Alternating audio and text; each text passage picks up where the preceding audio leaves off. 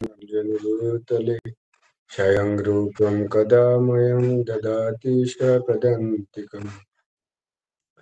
नमो विष्णुपदाय कृष्णपृष्ठाय भूतले श्रीमते भक्तिवेदान्त स्वामिनिति नमः।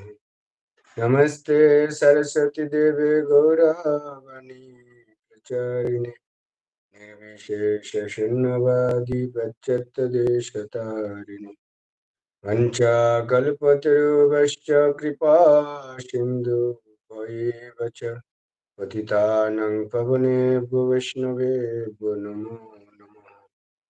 पञ्चतत्त्वात्मकं कृष्णं भक्तरूपस्वरूपकं भक्तावतारं भक्तक्षं नमामि भक्तशक्तिम्। हे कृष्ण करुणा सिन्धु दीनबन्धु जगत्पते गोपेश राधाकान्त नमोऽस्तुते। तप्त काञ्चन गौराङ्गे राधे वृन्दावनेश्वरी वृषभानुसुते देवी प्रणमामि प्रिये। राधे मेरे स्वामिनी मेरा देखो दास जन्म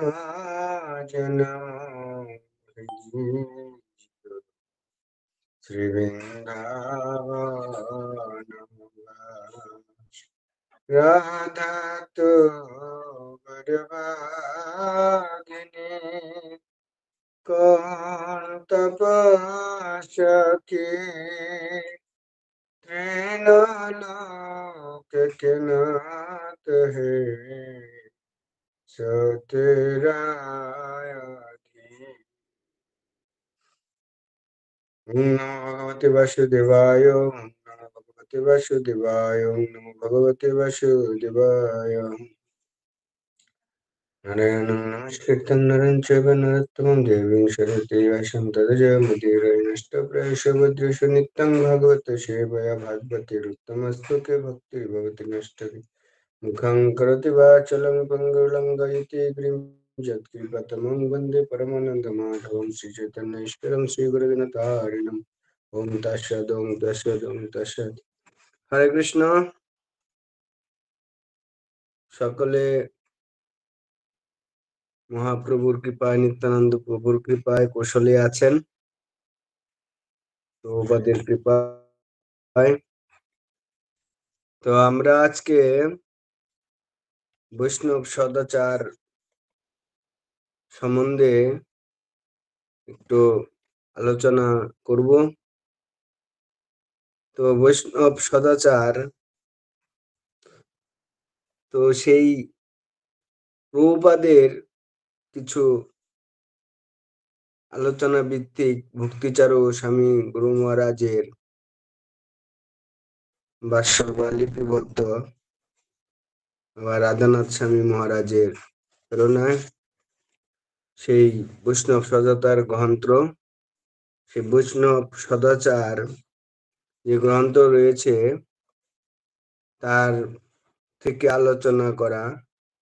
তো যাদের কাছে বই আছে সে বই খুলে দেখতে পারেন, আর অনলাইনেও গুগলও সার্চ করে দেখতে পারেন। তো বিশেষ করে বৈষ্ণব সদাচার সম্বন্ধে আমাদের ইসকনের বহু ক্লাস রয়েছে, আর নতুন করে বলার মতো আমার তেমন যোগ্যতা নেই। তবু আমরা বলছি, কেননা আলোচনা মানে হচ্ছে নিজেদেরকে শুধরানো। আমি বলবো মানে আমাকে শুধরানো, যে শ্রবণ করবে তাকে শুধরাবে সে, এটাই উদ্দেশ্য। কাউকে উপদেশ প্রদান করার মতো যোগ্যতা নেই, কিন্তু নিজেকে শুধরানোর চেষ্টা করা বা অনুপ্রেরণা পাওয়া, এটাই হচ্ছে সব থেকে বড়।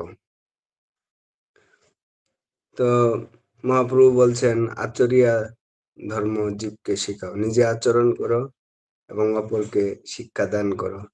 তো সেই যোগ্যতা তো নেই, তবু আচরণ করব চেষ্টা করব, সেই ইচ্ছাতেই, সেই প্রয়াসেই আমরা সেই আলোচনায় অংশগ্রহণ করব। কেননা কাউকে জ্ঞান দেওয়ার মতো জ্ঞান বা ভক্তি আমাদের নেই, আমার নেই। তাই তবু প্রভুপাদের সংস্থা ইসকন, আধ্যাত্মিক কৃষ্ণ ভাবনামৃত সংঘ, আমাদের যে গুরু মহারাজের শিক্ষা বা প্রভুপাদের শিক্ষা, এতে কি ভক্তি জীবনে যদি ভক্তি জীবন সঠিকভাবে না হয়, আচরণ যদি ঠিক না হয়, তাহলে আমার জন্য সমস্ত বৈষ্ণবদের অপমানিত হতে হয়। কেননা সাধারণ মানুষ বুঝবে না সে কথাটা যে বলবে কাকে বলছে, যে ব্যক্তি আচরণ করছে তাকে বলছে, না সংস্থাকে বলছে, না গুরুবর্গকে বলছে, না বৈষ্ণবগণকে বলছে।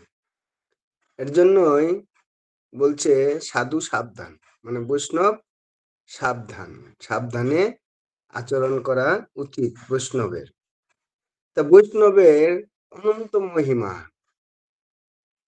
এই অনন্ত মহিমা বর্ণন করা কারো সাধ্যবস্তু না। কিন্তু বৈষ্ণবের কিছু গুণ, কিছু আচরণ যেটা আমরা আলোচনা করতে পারি, যেটা আমাদের মহাপ্রভুর প্রচার কার্যে সহায়ক হবে এবং প্রচার কার্যের জন্য সুবিধা হবে। মানুষ সেই আচরণে প্রভাবিত হয়ে মহাপ্রভুর যে বাণী, কৃষ্ণের যে জ্ঞান গীতা বা কৃষ্ণ ভক্তি, সেটা লাভ করার উৎসাহিত হবে। কেননা সেটা বৈষ্ণবের আচরণের উপরে নির্ভর করে। তাই আমরা ভক্তি জীবনে এসেছি, আমাদের মূল সম্পদ হচ্ছে আচরণ। ভক্তি জীবনের মূল রাস্তা হচ্ছে আচরণ। যদি আমরা ব্যবহার, আচরণ যদি ঠিকভাবে না করতে পারি, তাহলে আমরা প্রচারও করতে পারবো না। কেননা মানুষ প্রভাবিত হবে। দেখুন, এই জড়জগতের আমরা রয়েছি, এই জড়জগতের প্রত্যেকটা ব্যক্তি জ্ঞানের ধারায় অগ্রসর হয় না। খুব কম ব্যক্তি যারা বিচার এবং জ্ঞানের দ্বারায় অগ্রসর হন যে কোনো দিকেই, সে ব্যক্তি খুব কম। জ্ঞানের দ্বারায় বা বিচারের দ্বারায় যারা অগ্রসর হন, তারা অনেক দীর্ঘ রাস্তা অতিক্রম করতে পারে, তারা অনেক উচ্চ স্তরে পৌঁছাতে পারে। কিন্তু আমাদের এই জড়জগতের মানুষের প্রভাব বা মনোভাব বা আমাদের চেতনা এরকম, আমরা আকৃষ্ট হই, মোহিত হই, যে কোনো বস্তুর প্রতি যদি আমরা আকৃষ্ট হই, তাহলে সেই দিকে আমরা ধাবিত হই। কোনো কিছুর প্রতি যদি আমরা আমার প্রভাব যদি ওই দিকে পড়ে বা আমি যদি সেই দিকে প্রভাবিত হই, তাহলে সে ব্যক্তি বা আমি তার দিকে আকৃষ্ট হয়ে যাই। এর জন্য আমাদের আচরণটা সেই প্রভাব বিস্তার করবে সমাজে, যে আমরা প্রভুপাদের সোসাইটিতে আছি, আমাদের এই আচরণ, আমরা বৈষ্ণব সমাজে রয়েছি, বৈষ্ণবের পদাঙ্ক অনুসরণ করে আছি, তো আমাদের যে আচরণ, সেই আচরণ অনুসারে প্রচার হবে। তো আমাদের আচরণ যদি ঠিক না থাকে, তাহলে প্রচার হবে না। কেন আকৃষ্ট হবে না তো? কারণ আকৃষ্ট না হলে কি করে প্রচার হবে? আমরা যতই বলবো না কেন, শুনবে না, কারণ আকৃষ্ট হচ্ছে না। এর জন্যই আমাদের ব্যবহার, আচরণ বৈষ্ণবের সব থেকে আগে। সর্বশ্রেষ্ঠ রাস্তা হচ্ছে বৈষ্ণবের আচরণ বা প্রভাব। তাই প্রভুপাদের কিছু কিছু নিয়ম, এগুলো তোমাকে করতে হবে। আর বৈষ্ণব সমাজে বৈষ্ণব সদাচার হচ্ছে সব থেকে মূল্যবান। তাই আমরা যদি বৈষ্ণব সদাচার জীবনে পালন না করতে পারি, তাহলে ভক্তি জীবনে উন্নতি করা যাবে না। এর জন্য আমাদের বৈষ্ণব সদাচার প্রত্যেক ব্যক্তিরই পড়া উচিত। প্রভুপাদের এই ভক্তিচর স্বামী মহারাজের যে লেখা বা প্রভুপাদের পত্রের উপরে তার শিষ্যদের যে জ্ঞান দিয়েছেন বা যে উপদেশ দিয়েছেন, সেই উপদেশের উপরে বৈষ্ণব সদাচার বা সদাচার সাধনা যে গ্রন্থগুলো রয়েছে, আর সব থেকে বড় বিষয় হচ্ছে যে রূপ গোস্বামীপাদ, সনাতন গোস্বামীপাদ যে বৈষ্ণব সদাচারের উপরে গ্রন্থগুলো রেখেছেন, সেইগুলো খুব প্রাধান্য। যেরকম হরি ভক্তি বিলাস, অনেক গ্রন্থ আছে যে জীব গোস্বামীপাদ, রূপ গোস্বামীপাদ এত গ্রন্থ লিখেছে ওনারা যে গুণে শেষ করা যাবে না। এত গ্রন্থ, কিন্তু আমরা কয়টা পাই? সব লুপ্ত হয়ে যায়। যখন শ্যামানন্দ প্রভু বৃন্দাবন থেকে নিয়ে আসেন, তো আসার পথে উড়িষ্যাতেই সব লুপ্ত হয়ে গেছে। কিছু সংখ্যক গ্রন্থ, মূল মূল গ্রন্থগুলো আমাদের জন্য রেখে গেছে। আর সব শ্যামানন্দ প্রভু এই মাটিতে সমাধি দিয়ে দিয়েছে গ্রন্থগুলো। কারণ এগুলো আমাদের এই কলিযুগের বদ্ধজীবদের বুঝার বোধগম্য না। তার জন্য চিন্তা করে সেগুলোকে সমাধি দিয়ে দেন। এর জন্য আমাদের ভক্তি জীবনে মূল হচ্ছে আচরণ, ব্যবহার। তো এইগুলো কি করে আসবে? বলছে ভক্তি জীবন যত উন্নত হবে, আমাদের শিষ্টাচারও আচরণও তত উন্নত হবে। আর ভক্তি জীবনের উন্নতি না হলে আমাদের আচরণ শিষ্টাচার উন্নতি হবে না। আর ভক্তি জীবন উন্নতি হবে কি করে? আবার ভক্তি জীবনে উন্নতি হবে যদি আমাদের শিষ্টাচার, আমাদের আচার ব্যবহার শিষ্টাচার যদি ঠিক থাকে, তাহলে ভক্তি জীবন উন্নতি হবে। এই দুইটা কথার মানে কি? আমি বলছি যে ভক্তি জীবন উন্নতি হলে শিষ্টাচারের উন্নতি হবে, আর শিষ্টাচারের উন্নতি হলে ভক্তি জীবনের উন্নতি হবে। এর কারণ হচ্ছে একে অপরের পরিপূরক। মানে একটা ছাড়া আরেকটা হবে না, আরেকটা ছাড়া আরেকটা হবে না। এর জন্য ওই দুইটাই প্রয়োজন। তার জন্যই মহাপ্রভু বলছেন আচরিয়া, নিজে আচরিয়া জীবকে শিখাও, যে নিজে আচরণ করো এবং অপরকে শিক্ষা দাও, তাহলেই হবে। তো এর জন্য আমাদের আচরণে আমরা দেখি যারা ভক্তি জীবনে আসে, তাদের এমন এমন উৎকণ্ঠা ভক্তি জীবনের প্রভাব বিস্তার করে যে তারা সাধারণ মানুষকে অবহেলিত করে, বা সাধারণ মানুষরা বৈষ্ণবদের আচরণে তারাই প্রশ্ন তুলে দেয় যে আপনারা সাধু মানুষ, তো আপনারা এইরকম আচরণ করেন। তারাই প্রশ্ন তুলে দেয়। তো সেইখানে কি বুঝাচ্ছে কথাটা? যে সাধু মানুষ মানে আমাদের বিশেষ গুণ থাকবে, আমাদের বিশেষ আচরণ থাকবে। তার জন্য প্রভুপাদ বলছেন যে বৈষ্ণব কথার অর্থ হচ্ছে পূর্ণ ভদ্রলোক। বৈষ্ণব যিনি, তিনি হচ্ছেন পূর্ণ ভদ্রলোক। তাহলে পূর্ণ ভদ্রলোক হতে গেলে তাহলে আমাদের উপরে কোনো প্রশ্নই আসার প্রশ্ন আসে না। কারণ আমার ভদ্রলোক মানে সে বিশিষ্ট আচরণ করবে, তার আচরণে প্রভাবিত হবে মানুষ। তাহলে তো আমাদের উপরে কোনো প্রশ্ন আসে না। তাহলে যদি কোনো প্রশ্ন আসে, তার মানে বুঝতে হবে আমাদের আচরণ ঠিক নেই। আমরা যে আচরণটা করছি, সেই আচরণ আমাদের করা উচিত না। আর আমাদের এই ক্ষুদ্র ক্ষুদ্র আচরণগুলো না সমাজে বেশি প্রভাব বিস্তার করে। সাধারণ আচরণগুলো, আর এই সাধারণ আচরণগুলোতে কি হয়, যে প্রভাব বিস্তার করে তাতে প্রচার কার্যে বিঘ্ন ঘটে। আর যেগুলো বড় ধরনের আচরণ, সেগুলোতে বৈষ্ণব অপরাধ হয়, আর সেগুলো বৈষ্ণবদের চরণে অপরাধ হয়ে যায়।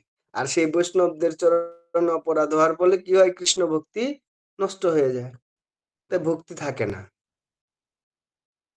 তার জন্য আমাদের বৈষ্ণব হতে গেলে আমাদের সবসময় চেতনা ঠিক রাখতে হবে যে বৈষ্ণবের কি আচরণ। বলছেন, বৈষ্ণব হওয়ার মনে বড় ছিল সাধ, বৈষ্ণব হওয়ার মনে বড় ছিল সাধ, তৃণাদপি শুনিচেনে পড়ে গেলাম বাদ। বৈষ্ণব হওয়ার মনে খুব ইচ্ছা ছিল, খুব স্বাদ ছিল, কিন্তু তৃণাদপি শুনিচেন, এই যে চৈতন্য মহাপ্রভু 8টা শ্লোক লিখেছেন, তার মধ্যে যে একটা শ্লোক সব থেকে ছোট্ট এবং সব থেকে সরল ভাষা, সংস্কৃতি হলেও মনে হচ্ছে বাংলা ভাষা, তাই না? যে তৃণাদপি শুনিচেন তরুরপি সহিষ্ণুনা অমানিনা মানদেন কীর্তনীয় সদাহরি। এই যে ভাষাটা এত ছোট, এত সহজ সরল, কিন্তু করাটা খুব কঠিন, খুব কঠিন। যেরকম হরিনাম, হরিনাম করাটা, যে হরে কৃষ্ণ মহামন্ত্র আমরা জপ করি, এই হরে কৃষ্ণ মহামন্ত্র কয়টা কথা, তাই না? 32 অক্ষর 16 নাম। এই কয়টা কথা, এত সহজ সরল ভাষা, সেইটা করা খুব কঠিন, এত কঠিন যে দেখুন, এত কঠিন, এত কঠিন যে এই জগতের কেউ করতে চায় না। মানুষ সহজটাই তো আগে করতে চায় না, যেটা সহজ সেটা আগে করতে চায়। কিন্তু হরিনামটা, কথাটা এত সহজ, কিন্তু কেউ করতে চায় না, কারণ হচ্ছে এটা কঠিন, করাটা খুব কঠিন। তো বৈষ্ণব হওয়াটা খুব সহজ। সমাজে আছে সহজ সরল বৈষ্ণব, তিলকধারী বৈষ্ণব। ভক্তিবিনোদ ঠাকুর বলছেন যে চূড়াদারি, নেড়ানেড়ি, সখী, কর্তাবজি, যে সম্প্রদায়গুলো আছে, এরাও বৈষ্ণবের পদবি নিয়ে বসে আছে, বা বৈষ্ণব সেজে আছে, বা বৈষ্ণব হয়ে আছে মনে করছে, বা হয়ে আছে, যে এইগুলো সহজ করাটা, কিন্তু বৈষ্ণব হওয়াটা কঠিন। তার জন্যই বলছে তৃণাদপি শুনিচেনে পড়ে গেলাম বাদ। তার মানে বৈষ্ণব হতে গেলে আমাকে এটা মানতে হবে যে তৃণাদপি শুনিচেন তরুরপি সহিষ্ণুনা অমানিনা মানদেন কীর্তনীয় সদাহরি। তাই বৈষ্ণবের মহিমা আমরা একটা শ্লোক উচ্চারণ করব 31 পৃষ্ঠায়, বৈষ্ণবের মহিমা। তো সেই শ্লোক থেকেই আমরা আলোচনা করব পরবর্তীতে। কৌলো ভগবতং নাম দুর্লভং নৈব লভতে, ব্রহ্ম রুদ্র পদোৎকৃষ্টং গুরুণং কথিতং মম। কলিযুগে বৈষ্ণব নাম দুষ্প্রাপ্য, কদাচই প্রাপ্ত হওয়া যায় না। বৈষ্ণব নাম রুদ্রপদ অপেক্ষা উত্তম। বৃহস্পতি মৎস্য কাশে ইন্দ্রের নিকট ইহা কীর্তন করিয়াছেন, যে সৌপর্ণ শ্রী স্বপ্নমুক্ত ইয়েতে বলা আছে, যে এই প্রথম এই শ্লোকটাতেই আমরা আলোচনা দেখছি, তার পরবর্তীতে শ্লোকে যাব। কেননা এই বৈষ্ণব সদাচার ওই 3 দিন প্রভু আমাকে সময় দিয়েছে, তারপরে চিন্তা ভাবনা করবে, তো 3 দিনে আলোচনা করা সম্ভব না। তবু আমরা সংক্ষিপ্ত আকারে যতটুক সম্ভব আলোচনা করব, কেননা এর ভিতরে ঢুকতে গেলে অনেক সময় লেগে যাবে, যত ভিতরে ঢুকবো তত কথা বেরোবে। তো এর জন্যই আমরা সংক্ষিপ্ত আকারে যতটুক পারছি আলোচনা করব, যে কলিযুগে বৈষ্ণব নাম দুষ্প্রাপ্য। তার মানে বৈষ্ণব হওয়াটা খুব দুষ্প্রাপ্য।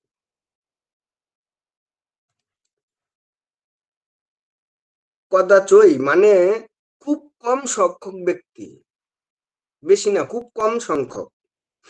কদাচই প্রাপ্ত হওয়া যায়, মানে কদাচই মানে খুব কম সংখ্যক বা খুব কিঞ্চিত পরিমাণে প্রাপ্ত হওয়া যায়। বৈষ্ণব নাম রুদ্রপদ অপেক্ষা উত্তম। যে রুদ্রপদ, এখানে রুদ্রপদের কথা বলা হচ্ছে কেন? কেননা মহাদেবের যে অবতার রয়েছেন একাদশ রুদ্র, সেই রুদ্রপদ যদি কেউ প্রাপ্ত হয়,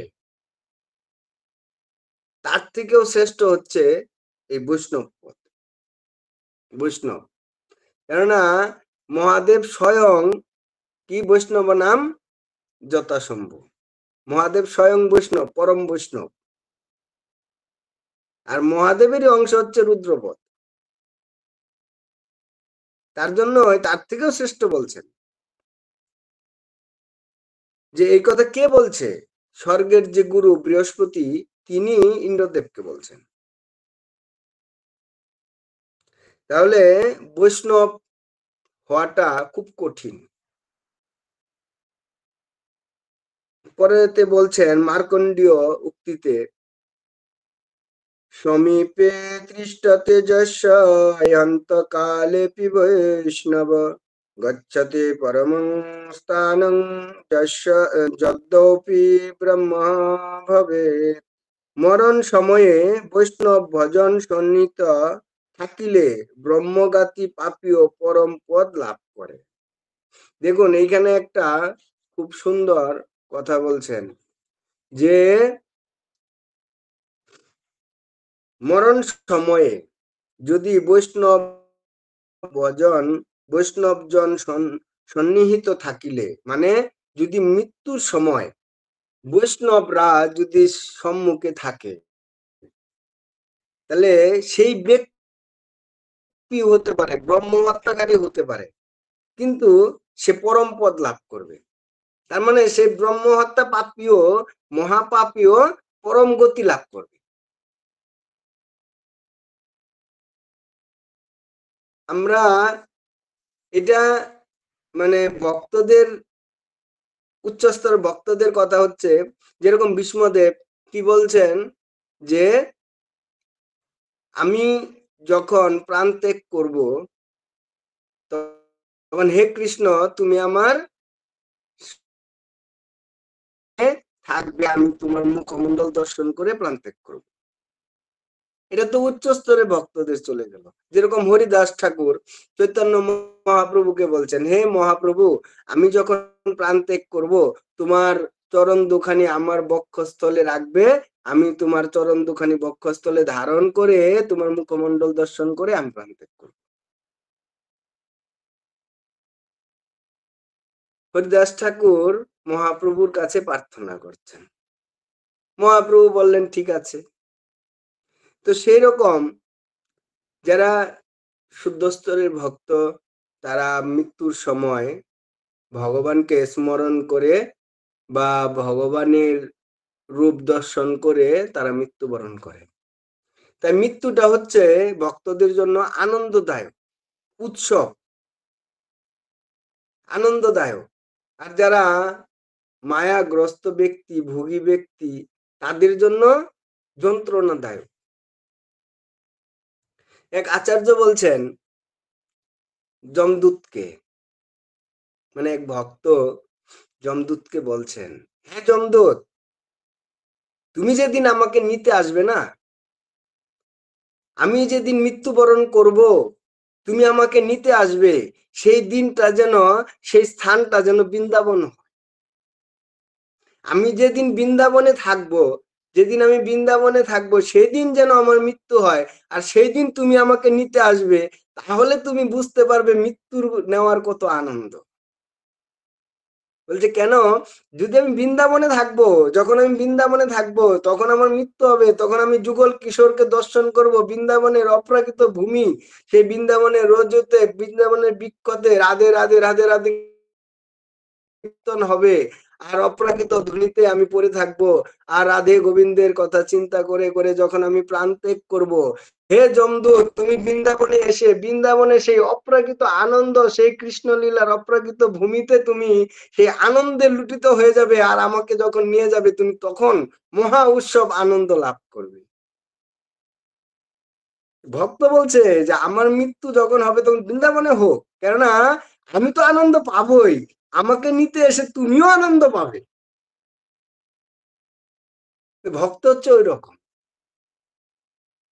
যে ভক্ত মানে কি, ভক্তের জীবন মানেই প্রতিটা দিন তার উৎসব। ভক্ত মানে উৎসব, কেননা নিত্যম ভাগবত সেবয়া, যে নিত্য ভাগবত সেবা, ভাগবত অধ্যয়ন, যে আমাদের জীবনে যে আচরণ, নিত্যং ভাগবত সেবয়া। ভাগবত সেবা মানে কি? ভাগবত সেবা মানে শুধু ভাগবত অধ্যয়ন করা সেটা না। ভাগবত তো অধ্যয়ন করতেই হবে, ভগবানের লীলা স্মৃত, ভগবান ভক্তির লীলা স্মৃত স্মরণ করতে হবে, কিন্তু তার মধ্যে ভগবানের যে সেবা, ভগবানের যে বিধি সেবার নিয়ম রয়েছে, সেইগুলো হচ্ছে ভাগবত সেবা বা ভগবানের সেবা। তার মধ্যে এর জন্যই ভক্তদের জীবন হচ্ছে নিত্য, মানে নিত্য উৎসব, আনন্দময় জীবন।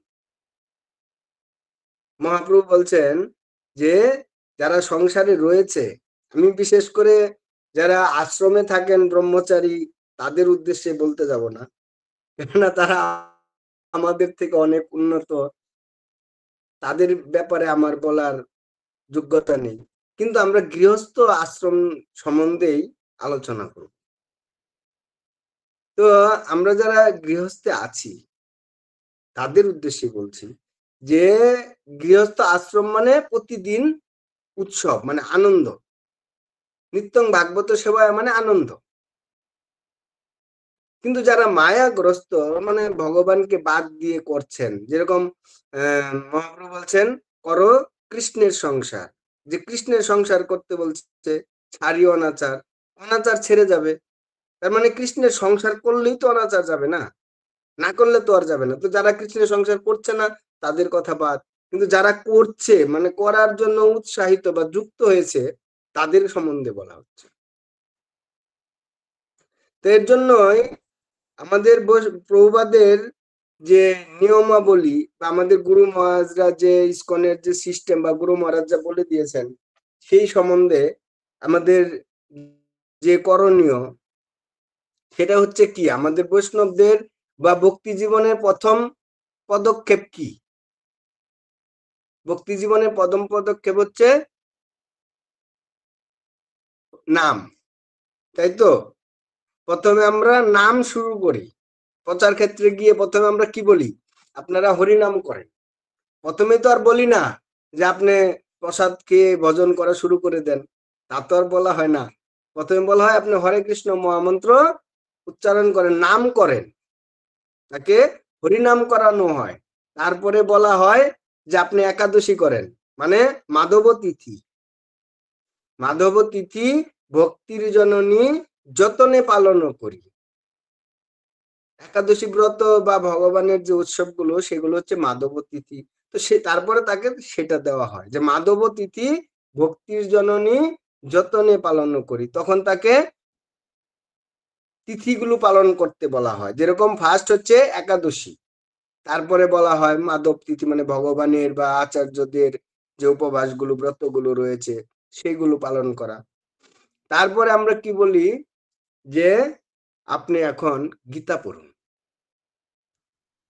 মানে যখন জপ আর একাদশী পালন করছে তখন তাকে বলা হচ্ছে আপনি গীতা পড়ুন, তখন তাকে গীতা দেওয়া হয়, তাকে গীতা পড়তে বলা হয়, তখন সে আর যখন গীতা পড়ে জপের স্তরটা বাড়াতে শুরু করে, তারপরে তাকে বলা হয় আপনি ভগবানকে একটু আরতি করবেন বাড়িতে, যদি সিংহাসন নাও থাকে বাড়িতে ভগবানের একটা আলোককপট বা ভগবানের ছবি বা একটা স্থান বানিয়ে সেখানে রেখে আপনি প্রতিদিন ভগবানকে ফুল তুলে তার চরণে স্নান করে ফুল দেবেন, তারপরে ধূপকাঠি দেখাবেন, প্রদীপ দেখাবেন, আর তুলসী মহারানীকে জল দান করবেন। প্রাথমিক স্তরে আমরা এগুলো তাদেরকে বলে করানো শুরু করি।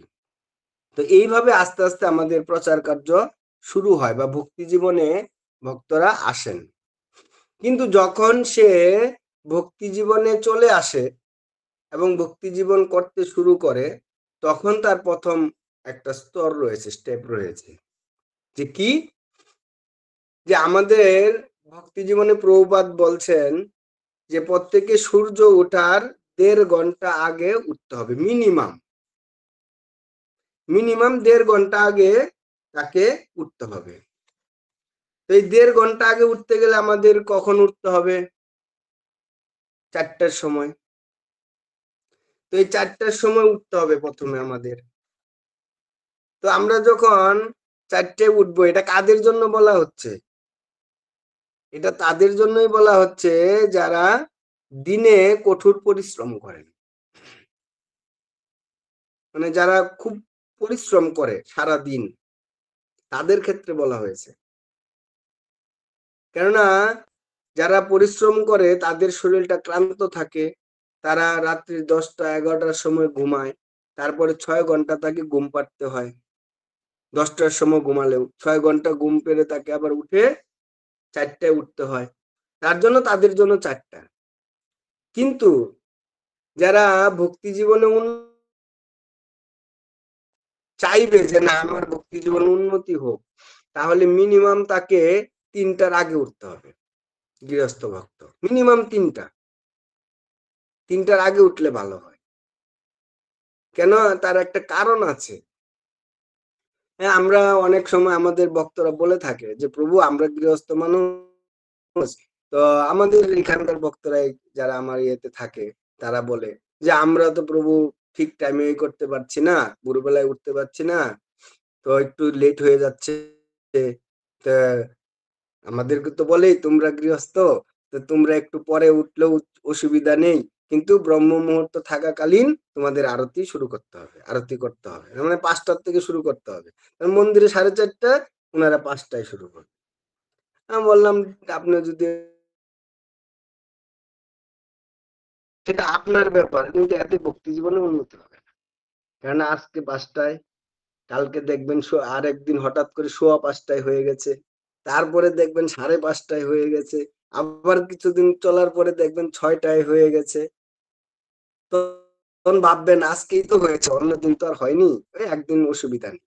এই করে করে দেখা যাবে যে সপ্তাহে ২-১ দিন মঙ্গল আরতি হচ্ছে। তা না হলে বেলা হয়ে যাচ্ছে তারপরে শুরু করছি। তো এইভাবে ভক্তি জীবনের কি হয়, উন্নতিটা মানে উৎসাহটা নষ্ট হয়ে যায়।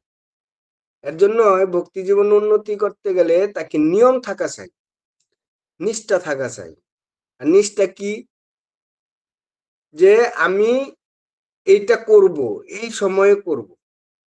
যেখানে নিষ্ঠাবান ব্যক্তিদের না ভগবান খুব পছন্দ করে। যারা নিষ্ঠাবান ব্যক্তি তাদেরকে ভগবান পছন্দ করে। তার একটা ছোট্ট উদাহরণ দেই, যে এক ব্রাহ্মণ, সে প্রতিদিন মহাদেবের পূজা করে, আর রোজ পূজা করে, তো তার একজন বন্ধু অভক্ত। তো সে বলে আরে তুই কি পূজা করিস প্রতিদিন, এই পাথরের পূজা করিস? বলছে দেখ তুই পাথরের পূজা পাথর বলবি না, এই হচ্ছে সাক্ষাৎ মহাদেব, তুই তাকে পূজা করি আমি আর তুই তাকে পাথর বলছিস কেন? ও তো নিষ্ঠাবান না, ও তো ভক্ত না। তখন ও বলছে সত্যি তোর এটা ভগবান? বলছে হ্যাঁ এটা ভগবান। কয় যদি ভগবান হয় তাহলে আমি দেখব তোর ভগবান আমাকে কি করতে পারে। যদি ভগবান হয় তাহলে আমি দেখব ভগবান আমাকে কি করতে পারে, তোর ভগবান। বলছে ঠিক আছে। তো করছে কি, প্রতিদিন একটা করে ডেলা নেয়, নিয়ে ওই মহাদেবকে মারে, ওই ডেলায় মহাদেবকে মারে। কারণ ওর বিশ্বাস যে ব্রাহ্মণ বলেছে যে এই হচ্ছে মহাদেব সাক্ষাৎ। কারণ এই পাথর না, পাথরের রূপ ধরে আছে কিন্তু পাথর না, একে, কারণ ভগবান বলেই তো পূজা করা হয় না, মহাদেব সাক্ষাৎ মহাদেব বলেই তো পূজা করা হয়। আমরা মন্দিরে ভগবানকে কেন পূজা করি? কারণ সাক্ষাৎ ভগবান রূপেই পূজা করি। তো সে বুঝে গেছে যে বলছে ভগবান, তাহলে যদি ভগবানই হয় তাহলে তো অবশ্যই আমাকে কিছু উত্তর দেবে না, আমাকে কিছু করাবে। তো সে প্রতিদিন ওই একটা করে ডেল দিবেই, এটা তার নিষ্ঠা। মানে সে ভুলবে না, প্রতিদিন ডেলাবে, একটা করে ডেল দিবে প্রতিদিন। তো এক সময় প্রচুর বৃষ্টি হয়, ঝড় বৃষ্টি শুরু হয়ে গেছে। তো ব্রাহ্মণ প্রথম দিন গিয়ে কষ্ট করে গিয়ে পূজাটা করে এসছে। আর ও দেখছে আরে বৃষ্টি নামছে, তো যাই আগে মহাদেবকে একটা ঢেল দিয়ে আসি, কেননা নাহলে তো হবে না, আজকে ঢেলটা তো আমাকে দিতে হবে। তো সে গিয়ে ঢেল দিয়ে চলে এসছে, কিন্তু বৃষ্টি থামছে না। সে পরের দিন আবার প্রচন্ড বৃষ্টি। তো সে ব্রাহ্মণ চিন্তা করছে এত বৃষ্টির মধ্যে আজকে আর কি যাব, কালকে একবার ভোরবেলায় গিয়ে পূজাটা করে আসবো, আজকে আর যাবো না এই বৃষ্টির মধ্যে। কিন্তু সেই অভক্ত, সে ভাবছে আরে এত বৃষ্টি নামছে, আমাকে তো যেতেই হবে। তখন সে করেছে কি, এই ঝড় বৃষ্টি অপেক্ষা করেই ডেল নিয়ে এসছে মহাদেবকে ডেল দিবে। কেননা তার ব্রত ভাঙা যাবে না, সে বলছে যে আমি প্রতিদিন ডেলাবো, দেখবো তোর মহাদেব আমাকে কি করে। সে নিষ্ঠা সহকারে প্রতিদিন হিসাবেই সে ওই দিনও ঢেল দিতে গিয়েছে। আর যখন ঢেল দিয়েছে, সাক্ষাৎ মহাদেব প্রকট হয়ে গেছে। আরো ভয় পেয়ে গেছে, আরে সত্যি তো মহাদেব প্রকট হয়ে গেছে। ও তো ভয়ে জড়সড় হয়ে গেছে। তখন ও বলছে আমাকে ক্ষমা করে দাও, আমি আর এরকম করব না। তো মহাদেব বলছে তুমি ভয় পেও না, তুমি আমার কাছে বর চাও। বলছে আরে আমি তো তোমাকে ডেলিয়েছি, তুমি আমাকে বর দেবে মানে? বলছে দেখো, আমি তোমার নিষ্ঠাতে সন্তুষ্ট, যে তুমি প্রতিদিন আমাকে নিয়ম মাফিক যে এসে ঢেল দিয়েছো না, তোমার এই যে নিষ্ঠা আমার প্রতি, যে আমার প্রতি নিষ্ঠা, তুমি আমাকে প্রতিদিন ঢেলাবে, এই যে আমার প্রতি যে তোমার নিষ্ঠা, আমি এই তোমার নিষ্ঠাতে সন্তুষ্ট হয়েছি, এবং আমি তোমাকে নিষ্ঠাতে সন্তুষ্ট হয়ে বর দিতে যাচ্ছি। তখন তার মহাদেবকে দর্শন করাতে তার কি হয়, সুদবুদ্ধির সদ্গুণের উদয় হয়। তখন সে বলে, হে প্রভু, এতদিন না বুঝে তোমাকে ডেল দিয়েছি, না বুঝে তোমাকে ই করেছি, কিন্তু তুমি আমাকে কৃপা করেছো। তো তুমি যেহেতু আমাকে কৃপা করেছো, তাহলে এই কৃপাই করো যেন আমি তোমার পরম ভক্ত হতে পারি, তোমার সেবা করতে পারি।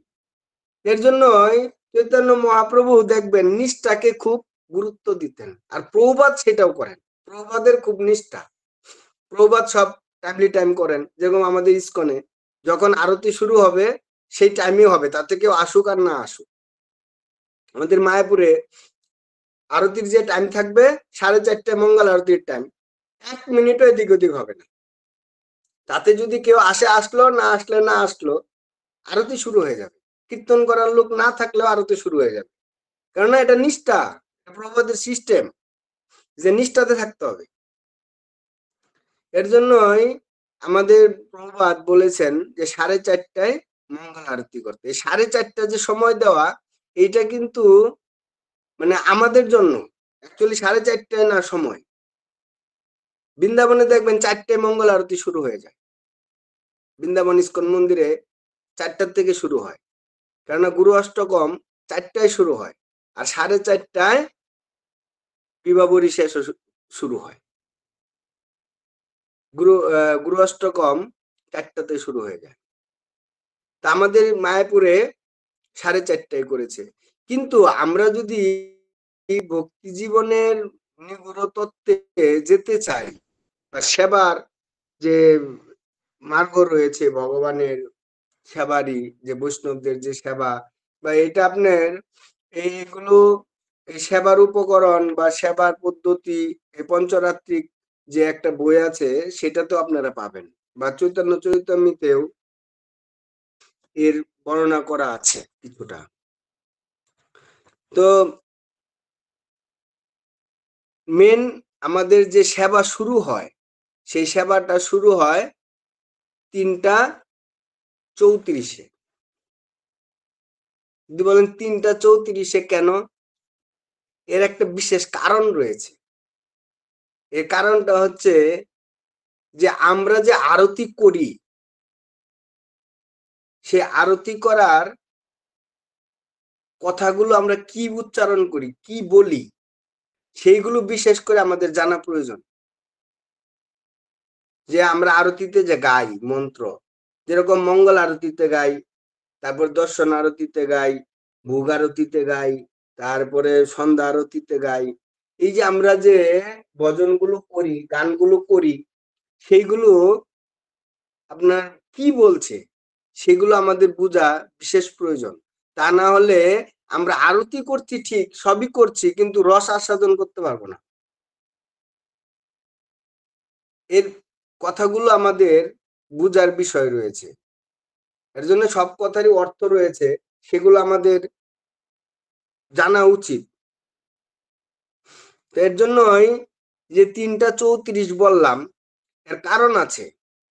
কারণটা হচ্ছে, ধরেন আমরা যে আরতি করি, ধরুন আমি মঙ্গল আরতি করছি, মঙ্গল আরতিটা কার উদ্দেশ্যে করছি? গুরুদেবের উদ্দেশ্যে, তাই তো? তারপরে আমরা যে সন্ধ্যা আরতি করি, সন্ধ্যা আরতিটা কার উদ্দেশ্যে করছি? চৈতন্য মহাপ্রভুর উদ্দেশ্যে। যেরকম আমরা তুলসী আরতি করি, তুলসী আরতি কার উদ্দেশ্যে করি? তুলসী মহারানীর উদ্দেশ্যে। কিন্তু তুলসী আরতির যে কথাগুলো, সেইগুলো কি বলা আছে?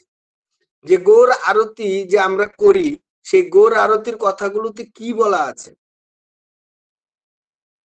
যা গুরু অষ্টকম যে আমরা করি, মানে মঙ্গল আরতি, সেটার মধ্যে কি বলছে, আর সেই কথা বলার অর্থ কি, সেটা কিভাবে আমরা করব,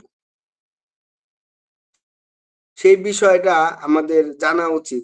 তো আমি প্রথমে ওই দিকে যাচ্ছি এই কারণেই, যে আমরা যদি প্রথমে আমাদের সেবা ভাবটা জানতে পারি, তারপরে আমরা আচরণে আসব, যে আমাদের বৈষ্ণবদের সঙ্গে কি আচরণ করা উচিত, কার সঙ্গে কি ব্যবহার করা উচিত, সেই বিষয়ে আমরা পরের দিন কিছু পারলে আলোচনা করব।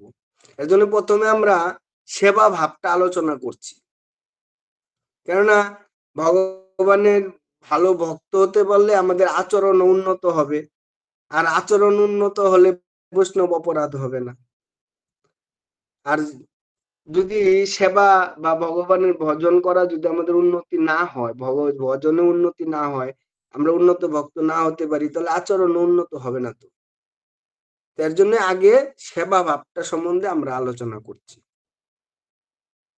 তো এই যে ৩টা ৩৪ কথা বলা হচ্ছে, এর কারণ হচ্ছে যে বৃন্দাবনে রাধা কৃষ্ণের যে লীলা হয়, সেই লীলা ঘটনা হচ্ছে ৩টা ৩৪ থেকে শুরু হয়। মানে এটা হচ্ছে আপনার রাধারানী যে কুঞ্জে থাকেন, কুঞ্জবনে, তার কুঞ্জে তিনি বিরাজমান থাকেন, সেই কুঞ্জে স্বয়ং কৃষ্ণ সেই রাধারানীর কুঞ্জে প্রবেশ করেন। তো রাধারানী কৃষ্ণকে নিয়ে সেই কুঞ্জে প্রবেশ করার পরে তারা শয়নে যান।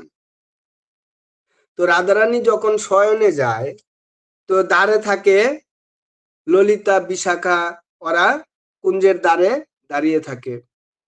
আর মঞ্জরি যে সখীগুলো রয়েছে, মঞ্জরি সখী, তারা রাধারানীর সেবাতে প্রবেশ করে। কেননা মঞ্জরি সখীতেই সখী একমাত্র রাধারানীর সেবাতে প্রবেশ করতে পারে। তো রাধারানী সেবাতে প্রবেশ করে। তো কৃষ্ণ আর রাধারানী যখন শয্যায় যান, তো প্রথমে যখন ৩টা ৩৪ বাজে, তখন প্রথমে কি রাধারানীকে ডাকতে আসে। প্রথমে কে ডাকে? প্রথমে মঞ্জুরি সখী যান ডাকতে। যখন মঞ্জুরি সখী ডাক যান, তো রাধারানী উঠতে চান না। তো উঠতে চায় না, তখন এই ডাকতে থাকে, যখন উঠতে চায় না, তখন কুকিল, মানে যে কুকিল আর কি, মানে ময়ূর, কুকিল, এরা তখন ডাকতে থাকে। এরা যখন ডাকে, ওরা কি বলে ডাকে? মঞ্জুরি সখী তো গিয়ে রাধে রাধে বলে ডাকছে, যে রাধে ওঠ ওঠ, বেলা হয়ে যাচ্ছে, এখন রাত্রি হয়ে যাবে, বেলা হয়ে যাবে, তো তোরা উঠে যা, সবাই উঠে পড়েছে, তোরা উঠে যা। ডাকছে কিন্তু উঠছে না। তো যখন পাখিরা ডাকছে মানে শুক পাখি ডাকছে, যখন শুক পাখি ডাকছে কি বলে ডাকছে? শুক পাখি বলছে, "আরে রাধে উঠে যা, জটিলা কুটিলা আসছে।" যে শুক পাখি বলছে, "আরে রাধে উঠে যা, বেলা হয়ে গেছে, জটিলা কুটিলা এই রাত এইদিকেই আসছে, তোরা উঠে যা তাড়াতাড়ি।" আর যখনই শুনছে জটিলা কুটিলা আসছে, আর তখনই রাধারানী লাফিয়ে উঠে পড়ে। আর যখন উঠে তখন সেই সময়টা হচ্ছে এই 3:30টার সময়। তো উঠার পরে সখীরা ইয়েরা আসে, আপনার মঞ্জুরি সখীরা, ওরা তখন রাধারানীকে মানে সুন্দরভাবে স্নান করায়, তারপরে বেশভূষা পরায়, করে কৃষ্ণকে সাজায়, রাধারানীকে সাজায়, তারপরে তাদের আরতি করেন এই মঞ্জুরি সখীরা।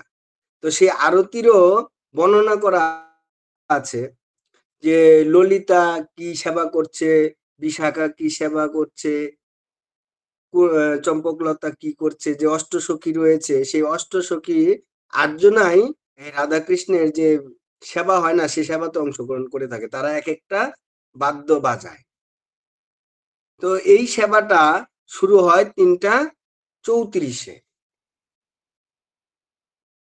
রাধারানীর কুঞ্জে। এর জন্যই মানে আমাদের সেবা, সেই মূল সেবাটা হয় 3:34-এ। কিন্তু প্রভুপাদ বা গুরুদেব এত কৃপালু, প্রভুপাদ এত কৃপালু যে দেখছে যে এরা কলিহত জীব, আর এদেরকে গৃহস্থ, এদেরকে এত চাপ দিলে হবে না, তাই তিনি 4:30টায় শুরু করেছেন। তিনি দেখেছেন যে 4:30টায় শুরু করলে 5:30টার মধ্যে আরতি শেষ হয়ে যাবে, ব্রহ্ম মুহূর্তে শেষ হয়ে যাবে, তাহলে অসুবিধা নেই। তার জন্য তিনি 4:30টার থেকে একটা রুলস বানিয়ে দিয়ে দিয়েছেন যে এইটা অনুসারে ভক্তি জীবন করো। কিন্তু আমরা যদি সেটাও না করতে পারি তাহলে কি করে উন্নতি হবে? তো 3:30টায় যদি আমি সেবা শুরু করতে যাই, তো সেই সেবা শুরু করতে গেলে আমাদের উঠতে হবে কয়টায়? এখন প্রশ্ন হচ্ছে যে সেই সেবা শুরু করার আগে তো আমাকে উঠতে হবে না? তো উঠবো কি করে? প্রথমে উঠার কি কার্য আমাদের? প্রথমে উঠার কার্য হচ্ছে যে আমরা যে শয়নে যাই, প্রত্যেকটা ভক্তের 9টা থেকে 10টার মধ্যে তার শুয়ে পড়া উচিত, যারা ভোরবেলায় উঠতে চাবে। অন্তত মিনিমাম 10টা তার মধ্যে শুয়ে পড়া উচিত, না হলে 10:30টা এর মধ্যে তাকে শুয়ে পড়া উচিত। তো 10:30টায়ও যদি শেষ হয় তাহলে 4টা উঠতে পারবে, 4টায় উঠলে 4:30টায় মঙ্গল আরতি করতে পারবে। তো এই যে শুইবে যে বা শোয়ার পরে যে উঠবে, তো উঠতে গেলে প্রথমে তিনি কি করবেন? উঠে যখনই সে ঘুম থেকে উঠবে, বালিশ থেকে মাথাটা তুলবে, তোলার পরে তাকে প্রথমে প্রণাম করতে হবে, বা যখন তাকাবে সে প্রথমে ভগবান আর গুরুদেবের মুখ দর্শন করবে, মুখ দেখবে, তাদের দর্শন করে চোখ খুলবে। চোখ খোলা মাত্র যেন তাদেরকে দর্শন করা হয়। এর জন্য প্রত্যেকটা মানে শয়ন কক্ষে, মানে আমরা যে কক্ষে ঘুমাই, সেই যে রুম রয়েছে সেই রুমে ভগবানের ছবি, গুরু মহারাজের ছবি রাখা উচিত। দেখুন, এটা তো আমরা বলছি, কিছু কিছু ভক্ত আছে যারা বৃন্দাবনে থাকে না বা নবদ্বীপে থাকে না, বাইরে থাকে। এমন ভক্ত আছে যে তারা ঘরটাকে বৃন্দাবন বানিয়ে নিয়েছে, এরকম ভক্ত আছে। কিরকম বৃন্দাবন বানিয়েছে দেখুন, যে আসলে এটাই আমাদের আচরণ করা উচিত, যে আমাদের ঘরটা কিরকম হবে, আমাদের বাড়ি কিরকম হবে। বাড়ির নাম দিয়েছে কি বৃন্দাবন, যেরকম আমাদের মায়াপুরে গেলে দেখতে পাবেন এক একটা বিল্ডিং এর নাম দেওয়া রয়েছে, তাই না? তো বিল্ডিং এর নাম দেওয়া কেন? কারণ ভক্তদের সবসময় সেই ধাম, সেই ধাম অনুসারে তার লীলা, ভগবানের লীলা অনুসারে তার বাসস্থানটাও সেই ভগবানের লীলা অনুসারেই হওয়া উচিত। তো সেই রকম সেই ভক্তের বাড়ির নাম হচ্ছে বৃন্দাবন। বাড়িটার নাম কি দিয়েছে? বৃন্দাবন। তাহলে যদি আপনি কাউকে বলতে যান বা দেখতে যান, তখন কি দেখবেন? যে অমুকের বাড়িটা হচ্ছে বৃন্দাবন। যে এই বৃন্দাবন লেখা আছে, ওই বাড়িতে যাবেন। তার মানে স্মরণ কি হলো? বৃন্দাবন ধাম, বৃন্দাবনের স্মরণ হলো। তো বাড়ির ভিতরে যখন প্রবেশ করছে, তখন যে ডাইনিং রুম রয়েছে, সেই ডাইনিং রুমের নাম হচ্ছে গোবর্ধন। তারপরে যে স্নানের কক্ষ রয়েছে, মানে স্নান করার জায়গা, ওয়াশরুম, তার নাম দিয়েছে যমুনা নদ, মানে যমুনা কুঠির, যমুনা নদ, মানে যমুনা নদী আর কি, মানে যমুনায় স্নান করতে যাচ্ছে। তারপরে যে খাওয়ার টেবিল রয়েছে, সেই টেবিলের নাম দিয়েছে 56 ভোগ। তার যে শয়ন কক্ষ রয়েছে, সেই শয়ন কক্ষের নাম দিয়েছে কুঞ্জ বিহারী। তার যে রান্নাঘর রয়েছে, সেই রান্নাঘরের নাম দিয়েছে জগন্নাথশালা। তো এইভাবে সে এক একটা রুমের এক একটা জায়গার নাম দিয়েছে। তো তাকে যদি মানে পত্নী জিজ্ঞেস করছে, আরে তুমি কোথায় আছো, সে যদি রান্নাঘরে থাকে, সে কি বলছে? আমি জগন্নাথশালায় রয়েছি। আর যদি সে রুমে থাকে, বলছে আমি কুঞ্জ বিহারীতে রয়েছি। সে যদি ডাইনিং এ থাকে, সে বলছে আমি গোবর্ধনে রয়েছি। মানে কি, সবসময় কৃষ্ণের যে ধাম বৃন্দাবন, সে ধামকে স্মরণ করা। সে যে ধামের মধ্যেই বাস করছে, সে সবসময় তার চেতনা কি থাকছে? আমি ধামে বাস করছি। কোথায় বাস করছি? বৃন্দাবনে। এবং যে সন্তানাদি রয়েছে, তাদেরও নাম ভগবানের নাম অনুসারেই রয়েছে, লীলা অনুসারে রয়েছে। তো তিনি যখনই যা করছেন, প্রত্যেকটাই ভগবানের লীলার সঙ্গে, ভগবানের ধামের সঙ্গে যুক্ত রয়েছে। তখন তার চেতনাটা পুরো ভগবানের সঙ্গে যুক্ত থাকা। এই যে ভগবানের সঙ্গে যুক্ত থাকা, এটাই হচ্ছে গৃহস্থদের হওয়া উচিত। কেন এইটা এইভাবে গৃহস্থদের, মানে গৃহস্থের ঘরের সংসারের এরকম ভাবেই তাদের সাজানো উচিত, যে সবসময় তারা কৃষ্ণ স্মৃতি বা কৃষ্ণের ধামে তারা বাস করছে, সেরকম তার হৃদয়ে প্রভাব বিস্তার করা উচিত। এর জন্য আমাদের প্রথমে রুমে গুরু মহারাজের ছবি, ভগবানের ছবি, পঞ্চদত্তের ছবি রাখা উচিত। তো ঘুম থেকে যখন মাথাটা তুলবো, প্রথমে ভগবানকে দর্শন করব, প্রণাম করব। ঘুম থেকে উঠে প্রথমে হচ্ছে প্রণাম করা। তো প্রথমে প্রণাম করব। তো প্রণাম করার পরে আমরা ওইখানে বসেই ভগবানের নাম করব। মানে গুরু মহারাজের প্রণাম করা মানে কি শুধু গুরু মহারাজকে প্রণাম করা না, একবার বৈষ্ণব প্রণাম, রাধা কৃষ্ণের প্রণাম, সবাইকেই প্রণাম করব। মানে সব আচার্যদের বা গুরু মহারাজের পঞ্চদত্তের প্রণাম হয়ে গেল। তো প্রণাম হয়ে যাওয়ার পরে আমরা যখন নাম করব, ধরেন আমরা হরে কৃষ্ণ মহামন্ত্র করতে পারি, আর না হলে ভাগবতমের যে কোনো একটা শ্লোক, যেরকম একটা শ্লোক আছে, খুব সুন্দর শ্লোক, আমাদের প্রত্যেকটা মানুষের সেই শ্লোকটা উচ্চারণ করা উচিত প্রত্যেক দিন, যে কৃষ্ণায় বাসুদেবায় হরয় পরমাত্মনে প্রাণত ক্লেশ নাশায় গোবিন্দায় নমঃ। যে শ্লোকটা, এটা ভক্তদের খুব গুরুত্বপূর্ণ শ্লোক ভক্তি জীবনের জন্য। যে আমাদের যত বাধা বিপত্তি গুলো রয়েছে না, এগুলো আমাদের রক্ষা করে দেয় ভগবান। প্রার্থনা করা তার কাছে, যেন আমরা সেইভাবে চলতে পারি। তো হরে কৃষ্ণ মহামন্ত্র আমরা কীর্তন করলাম, বা গীতার একটা শ্লোক আমরা উচ্চারণ করতে পারি বিছনায় বসেই। আর নাহলে হরে কৃষ্ণ মহামন্ত্র বলে উচ্চারণ করে তারপরে আমরা ঘরটাকে ঝাড় দিব। মানে এই বিছনাটা যে আমরা খাটে শুই, সেই খাটে যে বিছনা থাকে না, বিশেষ করে শীতের দিনে তো কম্বল থাকতেই হয়। তো সেই কম্বলটাকে আর বালিশটাকে সরিয়ে বাস করে তুলে রাখবো, তুলে রেখে বিছনাটাকে ঝাড় দিব। ঝাড় দিয়ে সেই ঘরটাকে ঝাড় দিতে হবে। ঝাড় দেওয়ার পরে তাকে স্নানে যেতে হবে। স্নানে গিয়ে সে যে ঝাড় দেবে বা স্নান করবে তখনও কিন্তু কৃষ্ণ নাম করতে করতে তাকে স্নান করতে হবে। কেননা এই হরে কৃষ্ণ মহামন্ত্র কীর্তন করে করে তাকে স্নান করতে হবে। আর যাদের গঙ্গা রয়েছে তারা গঙ্গায় গিয়ে তো ভোরবেলায় স্নান করা সম্ভব না, কিন্তু আমাদের এখানে ভক্তরা গিয়ে স্নান করে, কারণ আমাদের পাশেই গঙ্গা, খুব একটা দূরে না। তো অনেক ভক্ত গিয়ে প্রতিদিন 4টার থেকে শুরু করে দেয় স্নান করতে যাওয়া। তো গিয়ে স্নান করে আবার কেউ বাড়িতেই করে। তো যারা বাড়িতে করবেন তারা গঙ্গা গঙ্গা বলে জল ঢেলে নেবেন, হরে কৃষ্ণ মহামন্ত্র কীর্তন করে স্নান করলেন।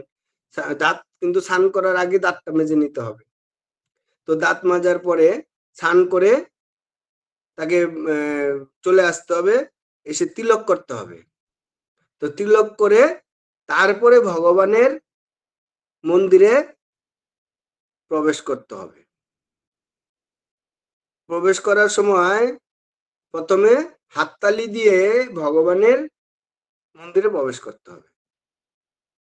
তারপরে ভগবানের কে জাগানো, তার কি ভোগ লাগানো, হাত ধোয়ানো, মুখ মোছানো, ভোগ লাগানো, অর্চন করা, মানে আংশিক যে ভগবানকে জাগানোর পরে তারপর ভোগ লাগানো, তারপরে আরতি সব রেডি করে তখন তাকে আরতি করতে হবে। তো আরতির যে ষোলোপচার রয়েছে সেগুলো আপনারা পাবেন।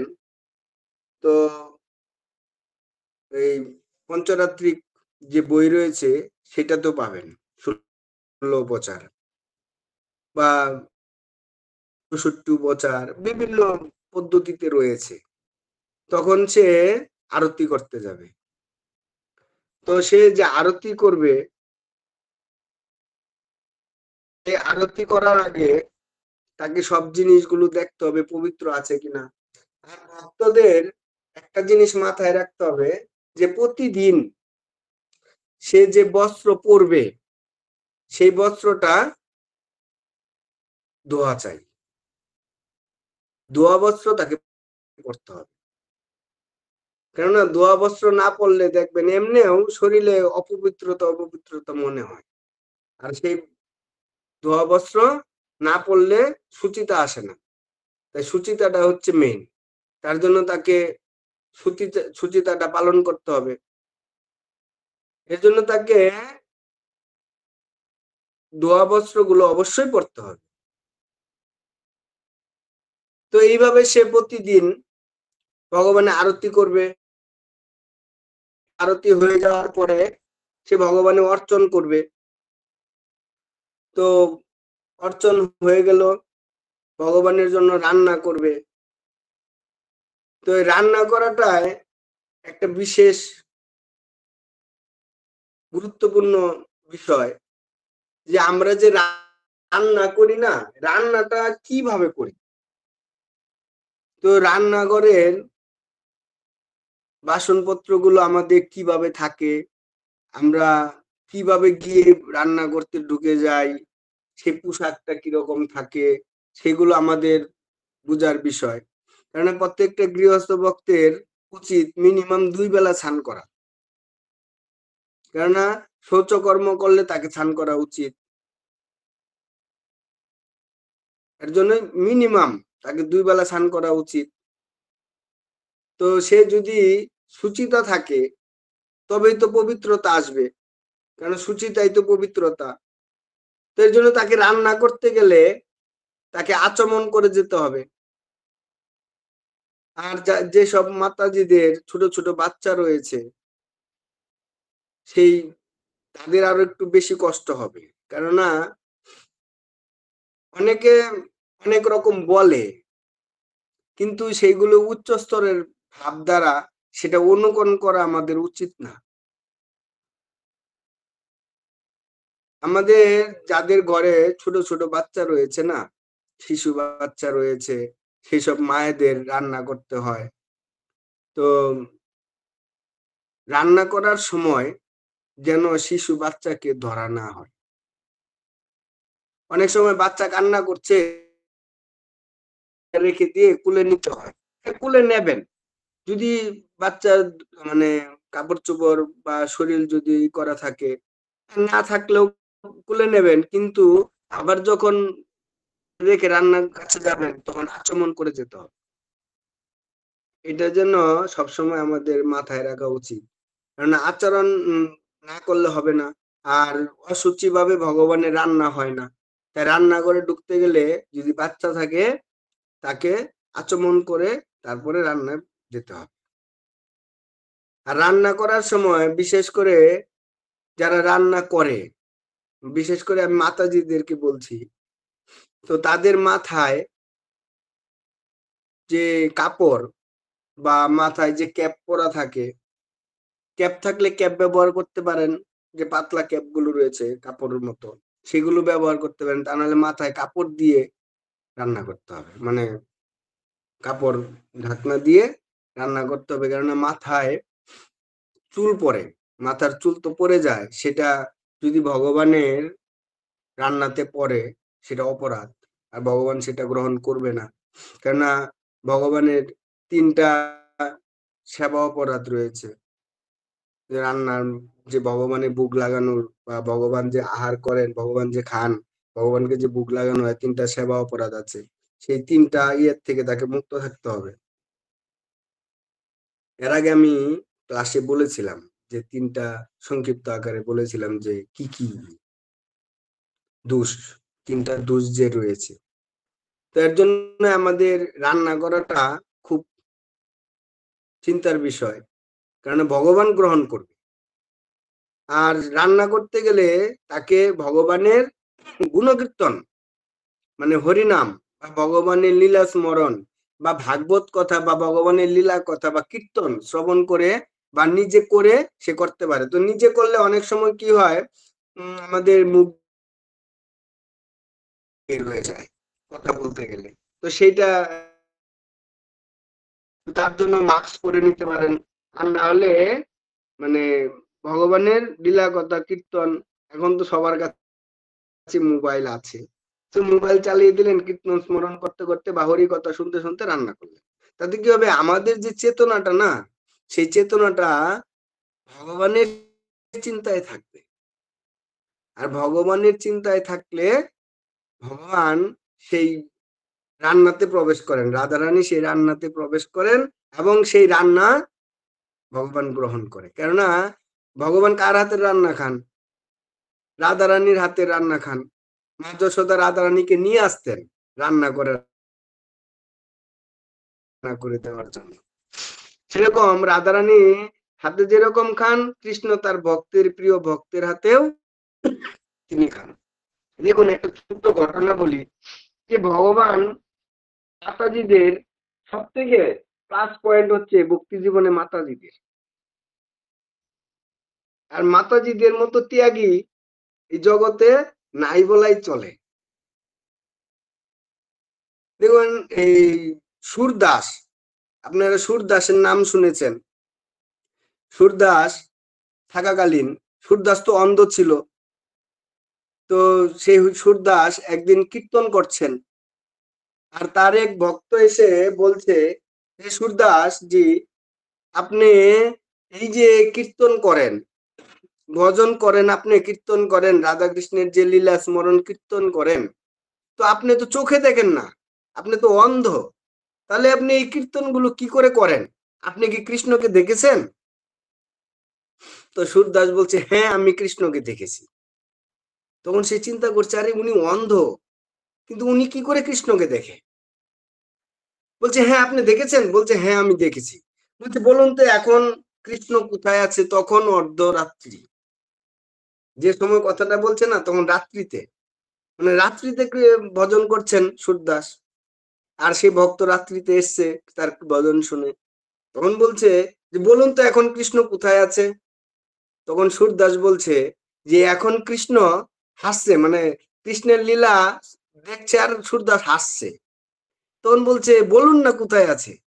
তখন হেসে হেসে বলছে, এখন কৃষ্ণ গোবর্ধনের পাশে একটা পাড়া রয়েছে, সেই পিলারের, সেই পিলারা মানে পিলারা কাছে যে একটা বাড়ি রয়েছে, সেই বাড়িতে কৃষ্ণ এখন আছে। বলছে কি করছে? বলছে কৃষ্ণ এখন সেই বাড়িতে খাচ্ছে। তখন সে ভাবছে, আরে এত রাত্রে কৃষ্ণ খাচ্ছে? বলছে হ্যাঁ। বলছে ঠিক আছে আমি যাব, আপনি ঠিক বলছেন কিনা। তখন সে খুব রাত্রেই তৎক্ষণাৎ দৌড়িয়ে দৌড়ে যাচ্ছে সেই গোবর্ধনের ওইখানে। তো গিয়ে সেই পাড়ায় গিয়ে সেই বাড়ি খুঁজে বের করছে, মানে যেভাবে তিনি বলেছেন, বর্ণনা দিয়েছে, সেই অনুসারে সেই রাত্রে সেই বাড়িতে গিয়ে উপস্থিত। তো সেই রন্ধনশালায় গিয়ে দেখছে যে মাতাজি ওই রন্ধনশালায় মূর্ছিত হয়ে পড়ে আছে, আর চোখ দিয়ে অজরে জল পড়ছে। যে কেননা ওই মাতাজি প্রতিদিন তার ঘরের সবাইকে খাইয়ে দেয়, ঘুম পাড়ায়, স্বামী, শাশুড়, শাশুড়ি, বাচ্চা সবাইকে ঘুমিয়ে দেয়, ঘুম পাড়িয়ে দেয়, এবং ঘুমানোর পরে তিনি আসে রান্নাঘরে। রান্নাঘরে এসে ভগবানের জন্য রান্না করে, রান্না করে আর কৃষ্ণকে বলে, হে কৃষ্ণ, তুমি তো সারাদিন খাও, বৃন্দাবনে ভগবানকে কয়বার ভোগ লাগানো হয়? ভালো ভালো মানে অন্ন পাকান্ন এগুলো একবারই লাগানো হয়, আর সব অন্যান্য আইটেম দেওয়া হয় সারাদিন, আর অন্ন ভোগ একবারই হয়। তো সেই সখী বলছে তুমি তো একবার খাও অন্নভোগ, তো সারাদিন অন্যান্য ভক্তরা দেয়, তুমি খাও, কিন্তু রাত্রে তো তুমি খাও না, মানে এত অর্ধরাত্রে তো তুমি খাইতে পারো না, তুমি তো তখন শয়নে যাও। তো আমি তোমার জন্য রান্না করছি, তুমি এসে আমার এখানে খেয়ে যাবে রাত্রে।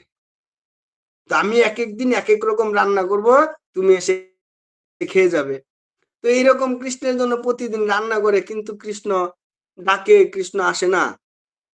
তো সেই দিনকে কৃষ্ণ গিয়েছে, আর যেদিন গিয়েছে কৃষ্ণ মানে সুরদাস দেখছেন, কারণ সুরদাস তো সবসময় কৃষ্ণ লীলা দর্শন করতেন। আমাদের আচার্যদের রয়েছে, যেরকম রূপ গোস্বামী বা সনাতন গোস্বামী বা যখন বৃন্দাবনে থাকতেন, রঘুনাথ গোস্বামী, তারা তারা কৃষ্ণ কখন কোন সময় কি লীলা করছেন সেই লীলাগুলো তারা দর্শন করতেন।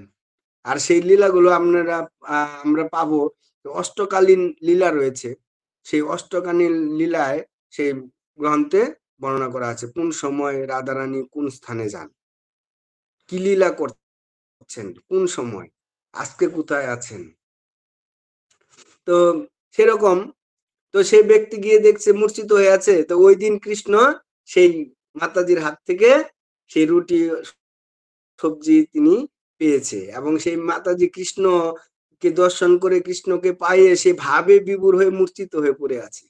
তখন তাকে যখন ডেকে তুললেন, তখন তিনি বলছেন যে হ্যাঁ, আজকে কৃষ্ণ এসেছিল, আমার হাতে কৃষ্ণ রান্না খেয়েছে, আমার হাতে কৃষ্ণ খেয়ে তারপরে চলে গেছে। তো সেই ভাবে বিভোর হয়ে আমি পড়ে আছি, আমি জানতাম না আমি কি করে পড়ে আছি। সবাই যখন জানলো, তখন তিনি এসে সুরদাসকে বলছেন, হ্যাঁ সুরদাস, আপনার জীবন সার্থক, আপনি চোখ না থাকতেও কৃষ্ণকে দর্শন করেন। তো এই কথা বলার উদ্দেশ্য হচ্ছে, ভক্তদের হৃদয় থাকবে কি। আচ্ছা, একটা জিনিস চিন্তা করুন, ভগবান এই বিশাল না ছোট? ভগবান বিশাল। তো ভগবান যদি বিশাল হয়, তো ভগবান কোথায় বিরাজ করেন? যে বৈষ্ণবের হৃদয়ে সদা গোবিন্দ বিশ্রাম, তাই না? বলছেন তো, বৈষ্ণবের হৃদয়ে সদা গোবিন্দ বিশ্রাম। তো গোবিন্দ কোথায় বিশ্রাম নিবেন? ভক্তদের হৃদয়ে। ভগবান যদি এত বিশাল হয়, তাহলে সেই বিশাল ভগবান ভক্তদের হৃদয়ে কি করে বিরাজ করবেন, কি করে বিশ্রাম নিবেন, যদি ভক্তের হৃদয়টা বিশাল না হয়? ভগবানকে হৃদয়ে বিশ্রাম দিতে গেলে, হৃদয়ে বসাতে গেলে, তাহলে হৃদয়টাও তো বিশাল হওয়া চাই না? তবেই তো ভগবান ঠিকভাবে বসতে পারবে, শুইতে পারবে, বিশ্রাম নিতে পারবে। কারণ ভগবান স্বয়ং বলছেন যে বৈষ্ণবের হৃদয়ে সদা গোবিন্দ বিশ্রাম। ভগবান বলছেন আমি ভক্তের হৃদয়ে বিশ্রাম নেই। তাহলে ভগবান যদি স্বয়ং বলে থাকেন, ভক্ত আমার প্রাণ, আমি ভক্তের হৃদয়ে থাকি, আমি ভক্তের হৃদয়ে বিশ্রাম করি, তাহলে ভক্তের হৃদয়টা কত বড় হওয়া চাই যে যেখানে ভগবান বিশ্রাম করতে পারে। তাহলে ভক্ত হতে গেলে হৃদয় কত বড় হওয়া চাই, তবেই তো ভগবান বিশ্রাম করবে না? তা না হলে দেখবেন, আমরা যত মন্দিরে যাই বৃন্দাবন থেকে শুরু করে যত মন্দিরে গিয়েছি, কোন মন্দিরে দেখেছেন যে ভগবান বসে আছে? কোন মন্দিরে দেখেছেন যে ভগবান বসে আছে? হ্যাঁ, আপনারা পুরীতে গেলে দেখতে পাবেন যে টুটা গোপীনাথে ভগবান বসে আছে, কিন্তু ভগবান আগে দাঁড়িয়ে ছিল, পরে বসেছে। কেন বসেছে? ভক্তের হৃদয়ের জন্য, যে ভক্তর হাতে সেবা পাওয়ার জন্য ভগবান বসে পড়েছে। কারণ গদাধর পণ্ডিতের যে মামা ছিল, সে তিনি গদাধর এই টুটা গোপীনাথের সেবা করতেন, মানে মামা গুরু যাকে বলতো মহাপ্রভু, এই গদাধর পণ্ডিত। তো তার হাতে তিনি বিদ্ধ হয়ে গেছে, তো উনি টুটা গোপীনাথকে মালা পরাতে পারেন না।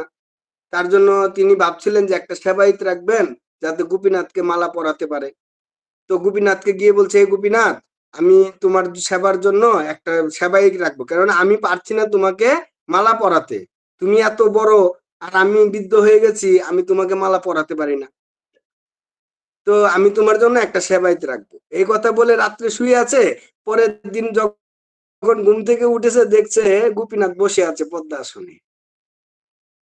কেননা ভগবানের ইচ্ছা যে আমি তোমার হাতে মালা পরবো, আমি ওই সেবায়তের হাতে পরবো না। তার জন্য আমি তোমার বসে থাকবো, তাও ভালো, কিন্তু আমি তোমার হাতেই মালা পরবো। তো ভগবান শুধু ওইখানেই বসে আছে, তা ভক্তের হৃদয়ের জন্য, ভক্তের জন্য। তো ভগবান কোন মন্দিরে বসে পাবেন না, ভগবান সব মন্দিরে দাঁড়িয়ে ভক্তের হৃদয়ে। মন্দির থেকে কোথায় আসবেন? ভক্তের হৃদয়ে আসবেন। এর জন্য দেখবেন আমাদের কালনা, মানে সমুদ্রগড় থেকে কালনা অল্প একটু রাস্তা, আমাদের যে ঋতুদ্বীপ পড়েছে সমুদ্রগড়, সেই সমুদ্রগড় থেকে কালনা আমাদের রুটেই, যেতে গেলে অল্প একটু, প্রায় 15 কিলোমিটার। গৌরগদাধর মন্দির হচ্ছে আমাদের সমুদ্রগড়ে, যেটা মহাপ্রভুর 4টা বিগ্রহ মহাপ্রভু থাকাকালীন। এক হচ্ছে আমাদের নবদ্বীপে দামেশ্বর মহাপ্রভু, তারপরে নবদ্বীপ থেকে একটু এগিয়ে আসবেন সমুদ্রগড়ের দিকে, তো চাপাহাটিতে হচ্ছে গৌরগদাধর, সমুদ্রগড় চাপাহাটি, গৌরগদাধর। আবার এই সমুদ্রগড় থেকে আপনারা যখন কালনা যাবেন, সেই কালনাতে হচ্ছে গৌরনিতাই, সেই গৌরনিতাই হচ্ছে জলক দর্শন। এই জলক দর্শন কেন?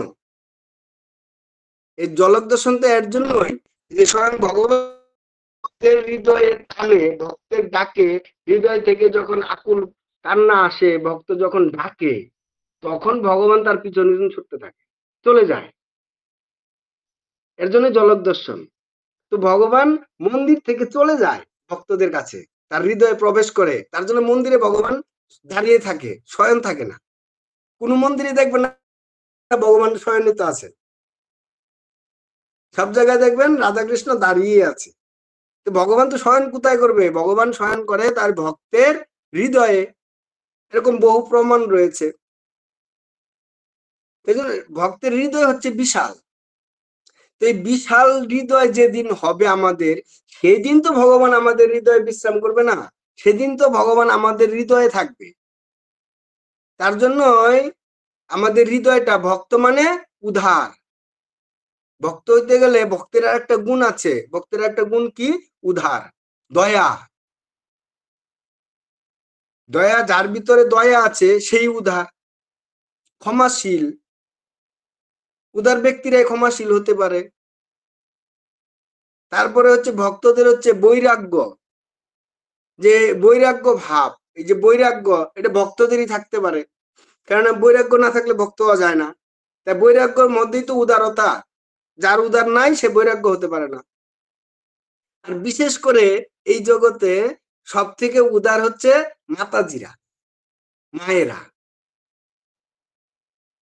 বলেন কেন মায়েরা উদার? তার একটা প্রথম লক্ষণ আপনারা দেখবেন, মানে আমাদের জীবনের প্রত্যেকটা উদাহরণ রয়েছে। আমরা যে জীবনে অতিক্রম করি না দিনগুলি, প্রত্যেকটা দিনের খুব সুন্দর উদাহরণ রয়েছে। আমরা যদি সবকিছু গভীরভাবে চিন্তা করি না জীবনের, তাহলে আমরা মূল রসগুলো পেয়ে যাব যে আমাদের জীবনের উদ্দেশ্যটা কি সঠিক। মাতাজিরা কেন সব থেকে উদার জানেন?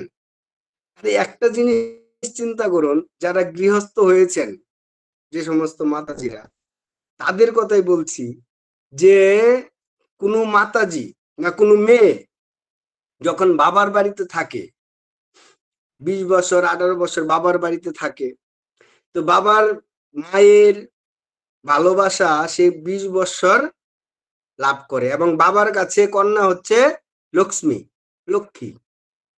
তো সেই লক্ষ্মী যখন বিয়ে ঠিক হয়, তখন সে যখন স্বামীর বাড়ি যাবে, তো মেয়েদের যখন বিয়ে হয়, দেখুন 3 ঘন্টার বিয়ে, একটা বিয়ে মানে 3 ঘন্টা সময় লাগে। 3 ঘন্টার বিয়ে, 3 ঘন্টার বিয়ে সম্পর্ক, 3 ঘন্টা বিয়ের সম্পর্কে একটা মেয়ে তার 20 বৎসরের যে ভালোবাসা, 20 বৎসরের যে সম্পর্ক, সেইটা থেকে সে বেরিয়ে চলে আসে ত্যাগ করে। একটা মেয়ে 20 বৎসরের ভালোবাসা, জীবনের মূল যে ভালোবাসা বা মূল যে সম্পর্ক বা মূল যে ধন, সেইটাকে তিনি 3 ঘন্টায় ফেলে চলে আসে।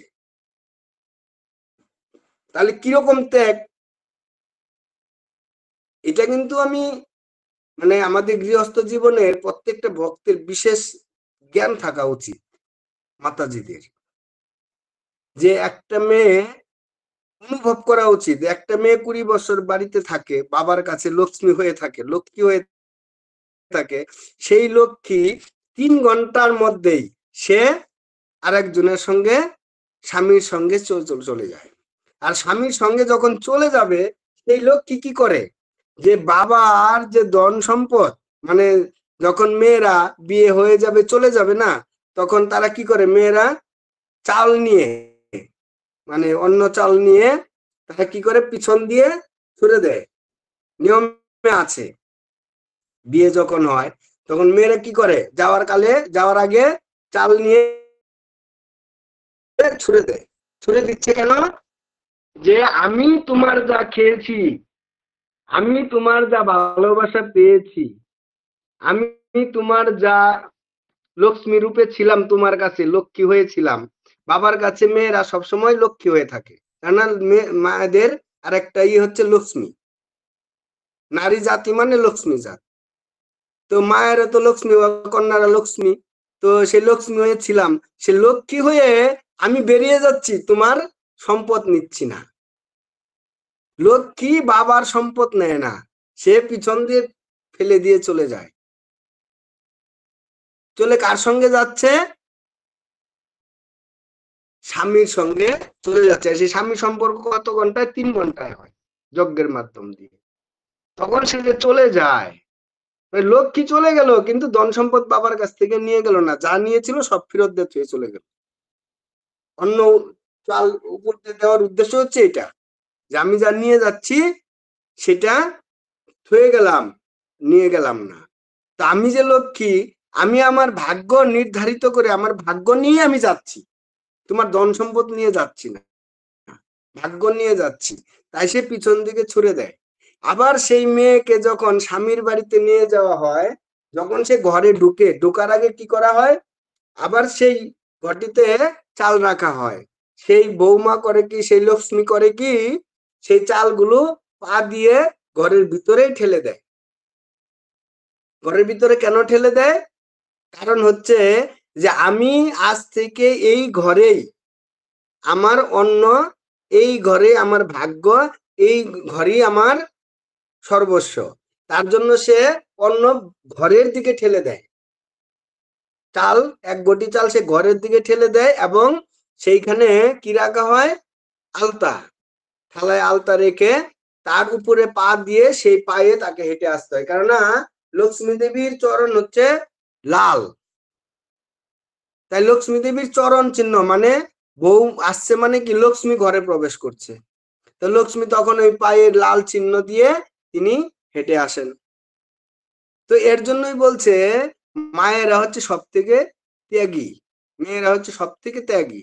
কেননা 3 ঘন্টা সম্পর্ক, 3 ঘন্টায় সে সমস্ত সম্পর্ক ত্যাগ করে আরেকজনের সঙ্গে চলে আসে, এবং সেইটাকে ভাগ্য নির্ধারিত করে সে সারা জীবন সেটাকে আপন করে নিয়ে চলে। তো যে সমস্ত ভক্ত আমাদের গৃহস্থ জীবন, এই গৃহস্থ জীবনের উদ্দেশ্য জানবে যে গৃহস্থ আশ্রমটা কি, তাহলে ভক্তি জীবন উন্নত হবে না। আমাদের ভক্তদের মধ্যেও যে ভক্তি জীবন নিয়ে বা সংসারে অনেক ভক্তদের কলহ হয়, তার কারণ হচ্ছে তারা সঠিকভাবে ভক্তি জীবন করছে না। যদি সঠিকভাবে ভক্তি জীবন করে তাহলে তার সংসারে কোনো রকম অশান্তি হবে না। কেননা সংসার বা কৃষ্ণ যে প্রেম, কৃষ্ণ ভক্তি, কৃষ্ণ ভক্তির মূলে তো হচ্ছে প্রেম। তো প্রেম মানে কৃষ্ণ ভক্তি কোথায় থাকবে? আমি যে এখানে বাস করব, ভক্ত যে এখানে বাস করে, সেইখানেই তো সমস্ত তীর্থ।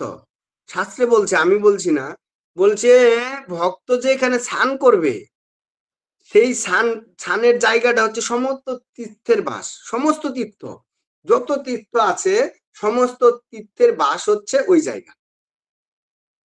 তাহলে ভগবান তার ভক্তকে এত কৃপা করেছেন যে ভক্তরা যেখানে স্নান করবে সেই জায়গাটাই সমস্ত তীর্থ। তাহলে ভক্ত যেখানে বাস করবে সেটা কি হবে? বৃন্দাবন হবে।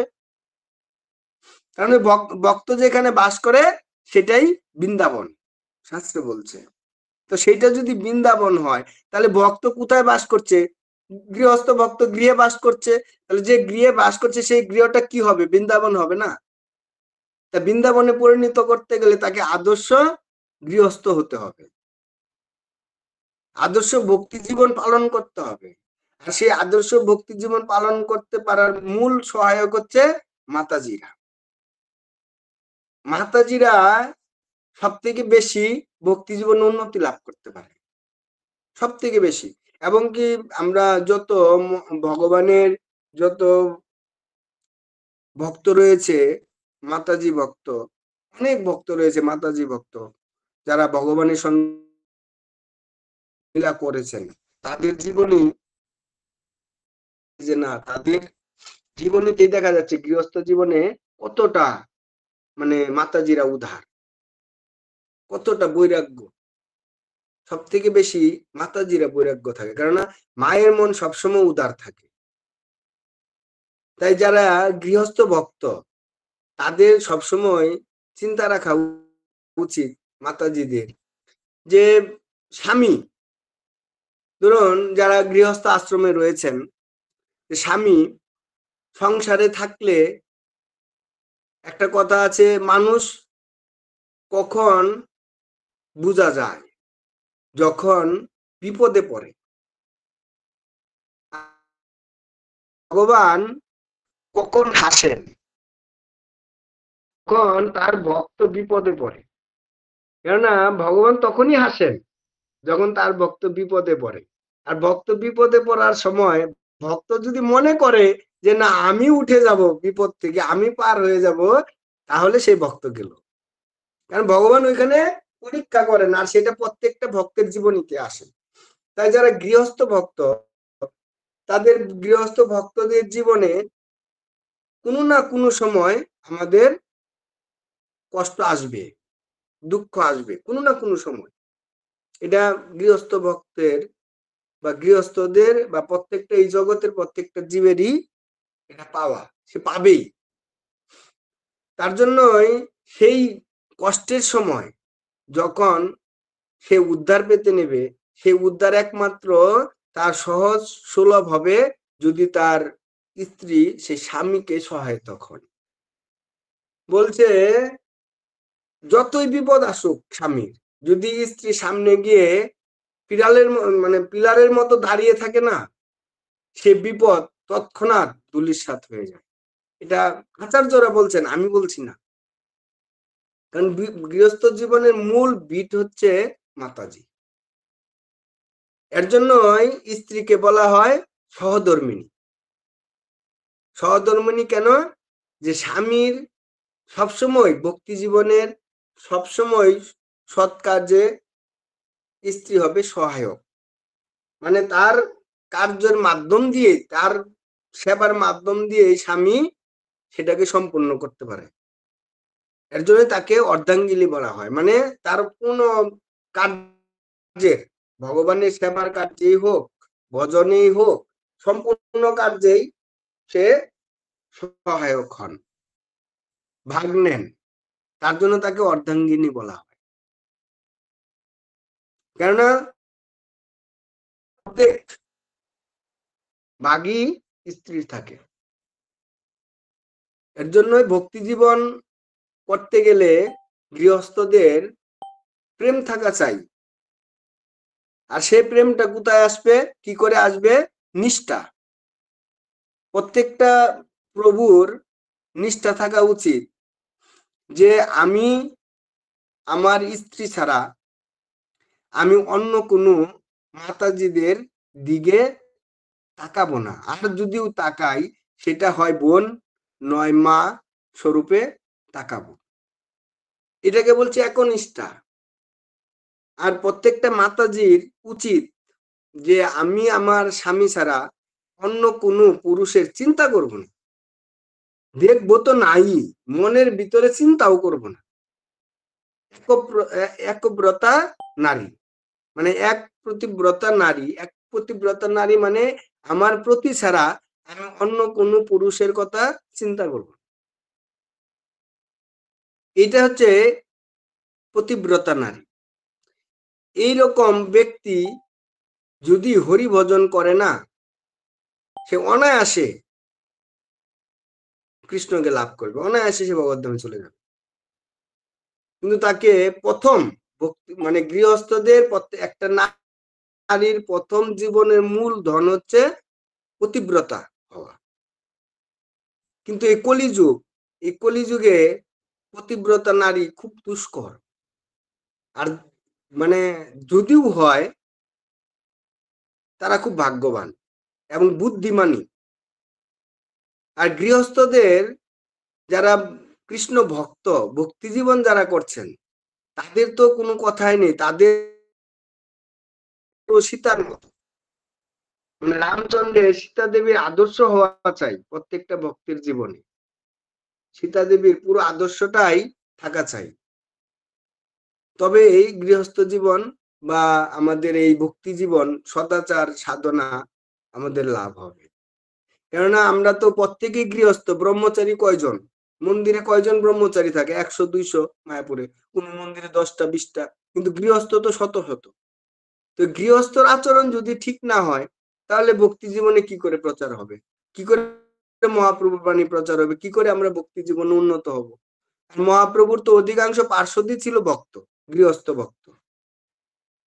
এর জন্যই আমাদের গৃহস্থ ভক্তদের মূল ধন হচ্ছে পতিব্রতা বা এক স্ত্রী পুরুষ বা স্বামী।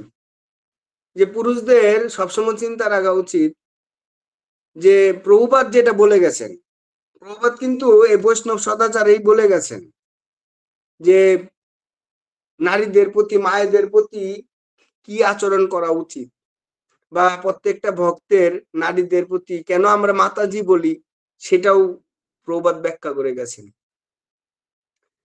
তো এটার থেকেই বলছি যে প্রত্যেকটা পুরুষের যদি প্রত্যেকটা নারীকে সে মা বলে মনে করে, মায়ের মতো সম্মান করে, তাহলে কি হবে? তার ভিতরে এই যে কামের ভাব সেটার উদয় হবে না, তার ভিতরে অসৎ চিন্তা আসবে না, সবাইকে সম্মান প্রদর্শন করবে, সম্মান দৃষ্টিতে দেখবে। এটা হচ্ছে বৈষ্ণবের আচরণ। আর প্রত্যেকটা নারীর উচিত যে স্বামী ছাড়া অন্য কোনো পুরুষের চিন্তা না করা। যদি চিন্তা করে তাহলে সে প্রতিব্রতা সে থাকে না। কারণ সীতা দেবীর জীবনে তো আপনারা দেখতে পাবেন, সীতা দেবী যখন পরীক্ষা দিচ্ছিল, বাল্মীকি যখন নিয়ে এসেছিল সীতা দেবীকে, যখন তিনি পাতালে চলে যাবেন, তখন তিনি বলছেন যে হে ধাত্রীমা, আমি যদি আমার প্রতি ছাড়া অন্য কোনো পুরুষের চিন্তা না করে থাকি, আমি যদি একমাত্র আমার পতির চিন্তাই করে থাকি, তাহলে তুমি এই ধরিত্রী ফেটে প্রকট হও, আমাকে তোমার কাছে নিয়ে চল। দেখুন তাহলে সতীব্রতা বা পতিব্রতা কতটা এখানে প্রাধান্য দিচ্ছেন। বা আমাদের আচার্যদের জীবনী বা আমরা ইতিহাস পৌরাণিক ইয়েতেও যেতে পারি, পুরাণে অনেক কাহিনী আছে। অনুসুয়ার কাহিনী আছে, এরকম অনেক কাহিনী আছে যে স্ত্রীদের জীবনীর মাধ্যম দিয়েই পুরুষরা বেঁচে থাকে, তাদের ভক্তি জীবন উন্নতি হয়, তারা ভগবত ধামে যেতে পারে। একমাত্র মাতাজিদের, গৃহস্থ ভক্তদের মূল হচ্ছে মাতাজি। প্রভু যদি বৈকুণ্ঠে যেতে হয় তাহলে মাতাজিদের মাধ্যম দিয়ে প্রভুদের বৈকুণ্ঠে যেতে হবে, গৃহস্থ ভক্তদের, তা না হলে সে পারবে না। কেননা ভক্তি জীবনে যদি বাধা থাকে, ভক্তি জীবনে যদি অশান্তি থাকে গৃহস্থ আশ্রমে, সে কি করে ভক্তি জীবন উন্নতি করবে? আর সংসার মানে বুঝতে হবে, সংসার মানে বন্ধন না, সংসার মানে প্রেম। আমরা সংসার মানে বন্ধন বলি কেন জানেন? আমরা সকালবেলায় মঙ্গল আরতিতে গাই সংসার ও দাবানল। সংসার ও দাবানল কেন? যতক্ষণ আমরা মনে করব আমার, মানে আমার শব্দ যতক্ষণ আসবে, যতক্ষণ আমি নিজেকে ভোক্তা মনে করব, যতক্ষণ আমি নিজেকে ভোগ করার বাসনা মনে করব না, ততক্ষণ মনে হবে দাবানল, ততক্ষণ দাবানল। আর যখন মনে করব সব কৃষ্ণের, আমিও কৃষ্ণের, সমস্ত কিছু কৃষ্ণের, তখন আর দাবানল, তখন আর সংসার থাকবে না, সেখানে প্রেম থাকবে। তাই গৃহস্থ জীবনের মূল হচ্ছে প্রেম। আমরা ভক্তদের জীবনী তো দেখতে পাই যে গৃহস্থ আশ্রমে যে স্বামী স্ত্রীর মধ্যে যে প্রেম ভাব, আমাদের মানেও অনেক গৃহস্থ ভক্ত আছে না, এরা এত প্রচার করে যে ব্রহ্মচারীরা পারে না তাদের সঙ্গে প্রচার করে। গৃহস্থ ভক্তরা, তারা স্বামী স্ত্রী এত প্রচার করে, তাদের জীবন ভক্তি জীবনে এত উন্নত, তাহলে সেটা কি করে হয়? কারণ তারা সেখানে কৃষ্ণকে আদর্শ করে, তারা প্রেম, কৃষ্ণের প্রেমেতে আছে, তাদের ভিতরে কৃষ্ণ প্রেম রয়েছে। তারা জানে যে কি করে আমি স্ত্রীকে আমার নিজের ভোগ্য বস্তু ভাববো কিনা, তাকে আমি বৈষ্ণব জ্ঞানে সম্মান করব, বৈষ্ণব জ্ঞানে ভালোবাসবো। আর প্রত্যেকটা নারীর পতিকে সম্মান করা উচিত। বর্তমানে তো একটা কালচার রয়েছে না, স্বামীর নাম ধরে ডাকে। এই যে স্বামীর নাম, দেখবেন আমরা বৈদিক বা ভগবানের লীলাতেও আমরা দেখতে পাই, বা আচার্যদের লীলাতেও দেখতে পাই, আগেকার দিনে স্বামীর নাম মুখ দিয়ে নিত না, কেননা স্বামীর নাম মুখ দিয়ে নেওয়া মানে অপরাধ, পাপ, এটা কখনোই নিতে নাই। সীতা দেবী কোনোদিন রামচন্দ্রের নাম নেয়নি। তার প্রমাণ জানতে চাইলে সীতা দেবী যখন চিত্রকূটে গিয়েছিলেন, রাম লক্ষণ আর সীতা চিত্রকূটে গেছেন, তো চিত্রকূটের মহিষীরা, মানে মনি ঋষির যে পত্নীরা রয়েছে, তারা সীতা দেবীকে বসালেন, গাছতলায় বসিয়ে জল দিচ্ছেন, জল পান করাচ্ছেন। তো সীতা দেবীকে প্রশ্ন করছে যে ওই যে সুন্দর সুপুরুষটা রয়েছে, খুব দেখতে অপরূপ সৌন্দর্য, তার মনমোহন রূপ, তিনি আপনার কে হয়, মানে তিনি তোমার কে? তো সীতা দেবী উত্তর দিচ্ছে কি জানেন?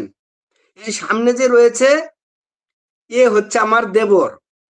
মানে দেবরের নাম নিচ্ছে না, মানে সামনে যে রয়েছে এ হচ্ছে আমার দেবর, আর এ হচ্ছে তার ভাই, মানে আমার প্রতি।